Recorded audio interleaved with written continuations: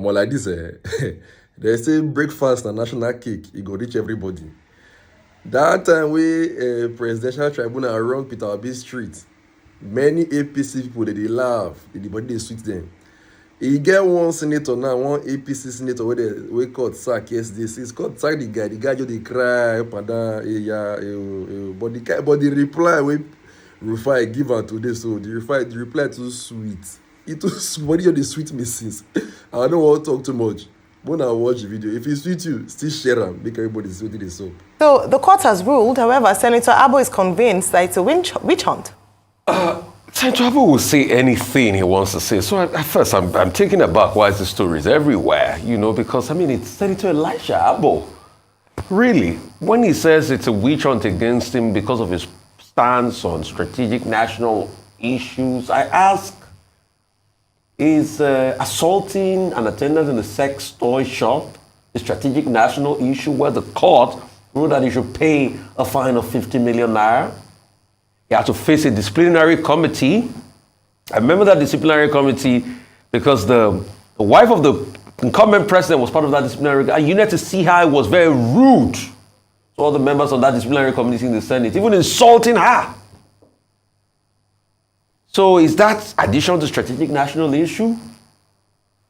Is addition to strategic national issue all the shenanigans that he's done? It's just looking, if the court has ruled, the court has ruled.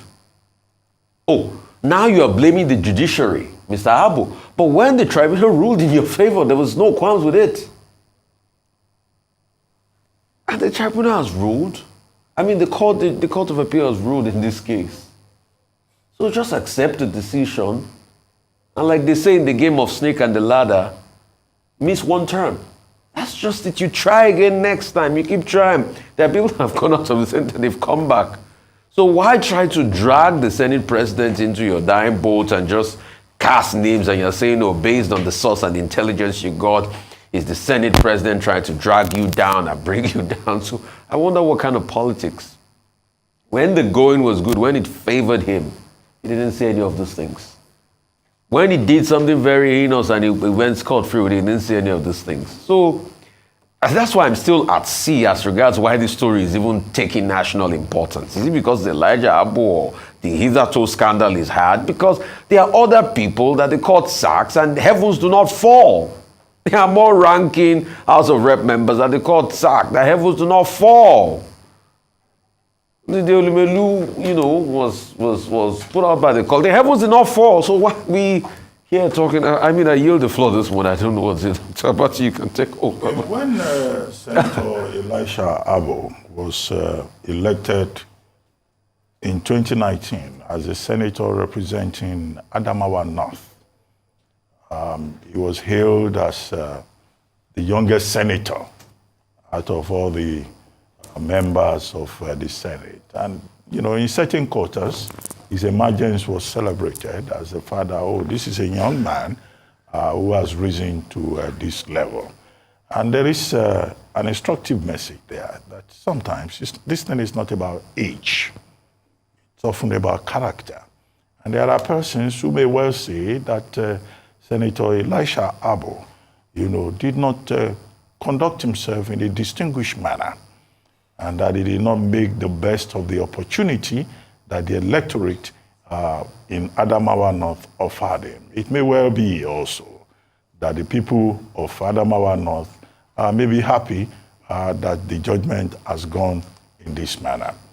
Yes, when he won at the tribunal level, he didn't throw tantrums at that time. Now that he has lost at the Court of Appeal, he's throwing tantrums. Maybe it's natural for people to be emotional, but let Senator Elisha Abbo be advised that what he is doing is contemptuous of the court. And if he's not careful, that tribunal, that Court of Appeal may sanction him for his contemptuous conduct. Because what he's saying is not just accusing the Senate president of being the one behind his travels. He's saying that their lordships, led by Justice C. Nwosu Heme, must have been influenced by the Senate president. And that is contempt, especially contempt away from the face of the court. The other thing to note is that, okay, the petition process, the appeal process, terminates in the case of, senatorial elections at the Court of Appeal. So throwing tantrums will not change anything. It is just as well that he has now said he's going to run again in 2027. He's still young enough to try his luck again, and it is up to the electorate in Adamawa North to decide whether they will vote for him in 2027 or not. So the matter is settled. Simplicity, it is settled. Now, as for Senate President Akpabio, well, he has the right to defend himself, and he has come forward through his spokesperson to say that he has no hand in the matter. In fact, Elisha Abbo will be attributing too much importance to the Senate President, and that's why I said what he's saying is contemptuous of the court. Well, we hope that Elisha Abbo will find a better time for his, for his time and talents beyond stirring up controversies in adult toy shop and beating up a pregnant woman and starting his career as a senator in the middle of his term. If he gets another chance again in 2027, we hope that he will have learned his lessons.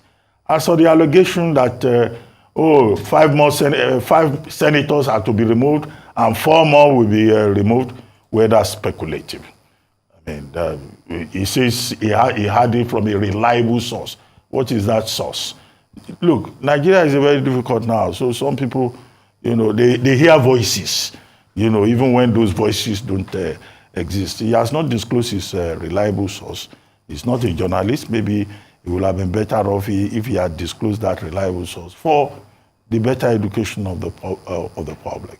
Senator Ojuzo Kalu has not said anything because he says he's the next target. But all those are speculative things that we don't need to stand by. What we have seen is that the process in this case has been concluded. And we wish him well. Let's hope that he has learned relevant lessons. He was saying, difference of 11,000 votes. He got more than 11,000 votes. Look, one man somewhere in the Northwest became governor. The difference was not up to 13,000 votes. But the court, decided in that particular matter that he won. So it's not about the volume of the votes. There's nothing about volume of votes, the margin and all of that in the Electoral Act. Section 137, of which the Court of Appeal said was violated in his election, leading to the judgment that was delivered against him. Well, we've already gone through the history of Senator Elisha Abbo from his first term in the Senate, when 2019, a year after he was enmeshed in controversy.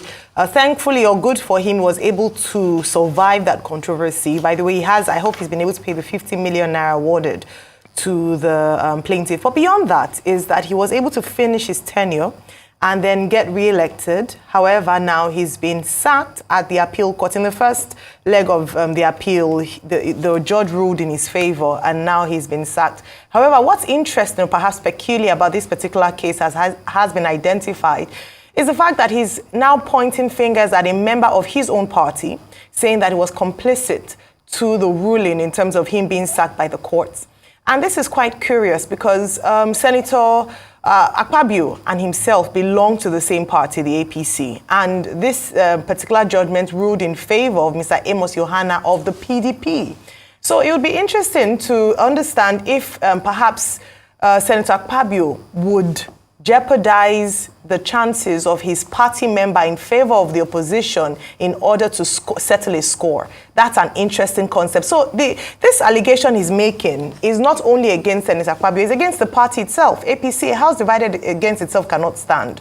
So if he's saying that the APC has internal politics in such that they are willing to let go of their members and lose seats in the House, which is now tightly contested in terms of the margins between the APC and other opposition parties, then it's curious. It means that in the party, they are willing to sacrifice their own people because of a personal score. And that's, that beggars belief in many instances. And that's why I believe that beyond just these accusations is a deeper look into what is actually happening in the APC. And perhaps the APC committee or leaders, chieftains might want to call him to order or have a meeting with members of their party.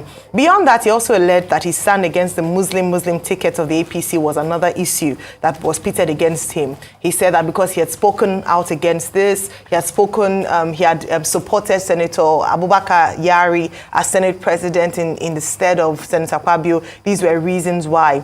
Again, the correlation with the fact that Senator Akpabio is not the court or the judiciary, so except again he's alleging some form of hanky-panky in terms of relationships between the legislature and the judiciary or influencing of judges, then we would want to understand how he arrived at this particular conclusion. As is often said, he who alleges must prove. He cannot just hold press conferences, whether it's world, global, national, or local, and make certain accusations without having the proof to back this up. I'm happy he concluded by saying, by inferring that he was going to accept the judgment of the courts by saying that until 2027, he'll come back again, to run.